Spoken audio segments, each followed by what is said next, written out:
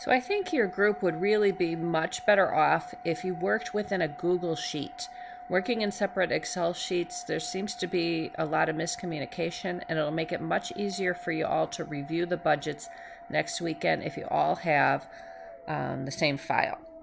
So, what you need to do, open up a Google Sheet, obviously, and then copy the budgets into that Google Sheet. So, I have Tia's file open. So, if you come to the area between the A and the 1 above here at the top of the sheet, you can click and then say copy.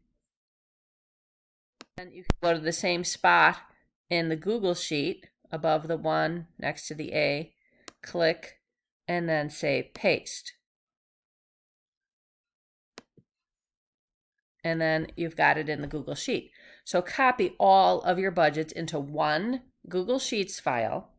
And then what you should do is, instead of typing in the numbers, use cell references, just like we do in our Excel Sims problems, okay?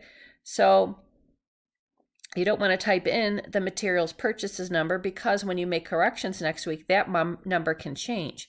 So what you should do is do equal and then click on the direct materials sheet and click on the materials purchases number from the materials purchases budget, and then hit enter. And then that number will appear here.